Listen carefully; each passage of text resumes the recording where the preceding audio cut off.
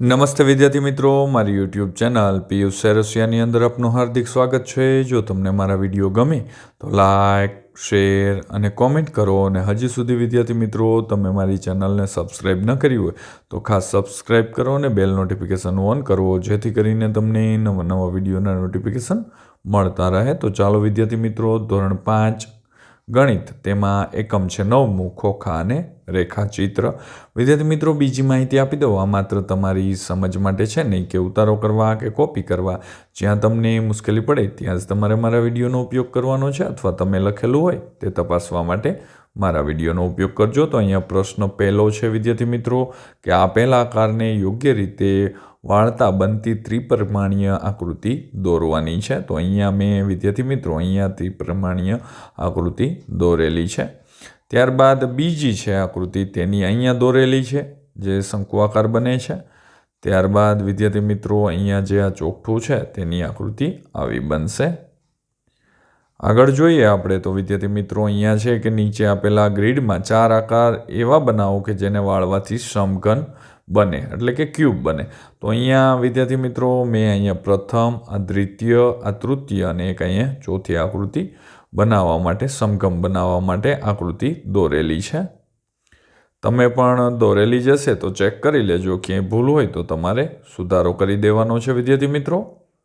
ત્યારબાદ આગળનો પ્રશ્ન છે પ્રશ્ન 3, નીચે આપેલા કયા આકારોની મદદથી ખુલ્લું ખોખું બનાવી શકાય છે તે ખાનામાં ટીક કરવાનું છે। તો અહીંયા 2 નંબરની અંદર બનાવી શકાય છે, ત્યારબાદ 3 નંબરમાં, ત્યારબાદ 4 નંબરનું છે તેમાં આપણે ખુલ્લું ખોખું બનાવી શકાય છે, અને 6 નંબરમાં પણ બનાવી શકાય છે। ત્યારબાદ આવે છે 7, 8 અને 9। તો અહીંયા 9 નંબર છે તેની અંદર આપણે બનાવી શકાય છે વિદ્યાર્થી મિત્રો, તમે પણ જોઈ શકો છો। ત્યારબાદ આગળનો પ્રશ્ન છે, નીચે આપેલ આકૃતિઓના ખૂણાઓને જોડો અને બનતા ઘન આકારના નામ લખવાના છે। તો અહીંયા વિદ્યાર્થી મિત્રો આ જે ઘન આકાર છે તેનું આપણે સમઘન કહી શકાય, અને બી છે તે લંબઘન છે। આ આકૃતિ થોડીક ઝાંખી દેખાય છે પણ આપણે એને લંબઘન કહીએ। ત્યારબાદ પ્રશ્ન 5 છે, નીચે આપેલા આકારોને ખોલતા કેવી જાળી બનશે તે સાથે જોડવાની છે। તો અહીંયા પહેલું છે તે સી જેવું બનશે, બીજું છે તે બીજા જેવું બનશે, બી જેવું, ત્રીજું છે એ જેવું બનશે, ત્યારબાદ વિદ્યાર્થી મિત્રો ચોથું છે તો તે ઈ જેવું બનશે, પાંચમું એફ અને છઠ્ઠું છે ડી જેવું બનશે। તમે પણ જોડી જ દેજો, જોડેલા જશે તો ચેક કરી લેજો। ત્યારબાદ છે પ્રશ્ન 6, નકશાને આધારે ઘરની આકૃતિ જોઈ સાચી જોડની સામે ખરાની નિશાની કરવાની છે। તો અહીંયા મેં વિદ્યાર્થી મિત્રો આ આકૃતિ છે તે અહીંયા નકશા ઉપરથી બનાવેલી દેખાય છે, એટલે તેને આપણે ટીક કરશું। ત્યારબાદ પ્રશ્ન 7, નીચે આપેલા નકશાને આધારે વાસ્તવિક ચિત્ર દોરવાનું છે। તો અહીંયા વિદ્યાર્થી મિત્રો આ જે નકશો છે તેના ઉપરથી મેં અહીંયા એક વાસ્તવિક ચિત્ર દોરેલું છે, તમે પણ દોરેલું જ હશે તો ચેક કરજો। ત્યારબાદ છે 2 નંબરનું, તે પણ મેં દોરીને બતાવેલું છે વિદ્યાર્થી મિત્રો। અહીંયા પ્રશ્ન 8 છે, નીચે દિવાસળીની પેટીઓથી બનાવેલ પુલ અને તેને ઉપર ટોપ બાજુએથી, સાઈડ અને સામેની બાજુએથી જોતા કેવો દેખાય છે તે ચિત્રો સામેલ છે તેને યોગ્ય રીતે જોડવાના છે। તો ચાલો જોઈ લઈએ। તો અહીંયા વિદ્યાર્થી મિત્રો ઉપરથી જોતા તો તે આવો દેખાશે, ત્યારબાદ છે બાજુએથી જોતા વિદ્યાર્થી મિત્રો આવો દેખાશે, ઉપરથી જોતા તે આ રીતનો દેખાશે, અને સામેથી જોતા તે આ રીતનો દેખાશે। તમે પણ ટીક કર્યું જ હશે વિદ્યાર્થી મિત્રો, ચેક કરજો। વિદ્યાર્થી મિત્રો જો તમને મારા આ વિડીયો સારા લાગે તો લાઈક, શેર અને કોમેન્ટ કરવાનું ભૂલતા નહીં। અહીંયા છે કે ભાઈ પ્રશ્ન 9, આપેલી ખુલ્લા પાસાની રચના ઉપરથી બનતા પાસાને ઓળખો અને તેની સામે ખરાની નિશાની કરવાની છે। તો અહીંયા વચ્ચેનું છે તે પાસો બનશે।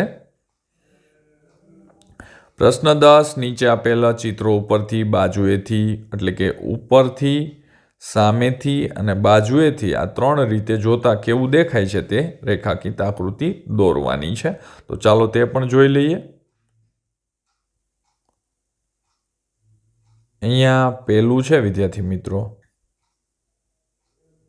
તો અહીંયા 3 રીતે આપણે જોતા તો આ રીતે દેખાશે. ત્યારબાદ આગળ જોઈએ. આ રીતે અને આ રીતે દેખાશે. 3 નંબરની આકૃતિ છે તે આ રીતે દેખાશે વિદ્યાર્થી મિત્રો. તમે પણ દોરેલી જશે તો ચેક કરી લેજો. ત્યારબાદ 4 નંબરની અંદર આ રીતે જોવા મળશે. 5 નંબરની આકૃતિ આ રીતે જોવા મળશે વિદ્યાર્થી મિત્રો. ત્યારબાદ 6 નંબરે આવે છે આ રીતે જોવા મળશે.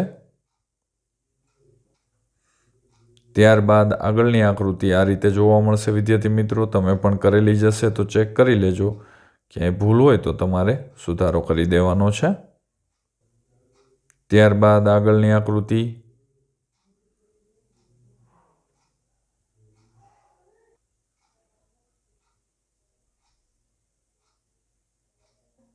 ત્યારબાદ આગળની આકૃતિ છે વિદ્યાર્થી મિત્રો એ આ રીતે તમને જોવા મળશે.